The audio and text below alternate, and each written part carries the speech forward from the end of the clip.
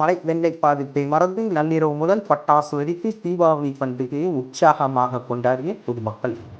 பட்டாசு வெடித்த ட்ரோன் காட்சிகள் வானம் முழுவதும் வண்ண ஜாலங்களில் ஜொலித்த தூத்துக்குடி மாநகராட்சி.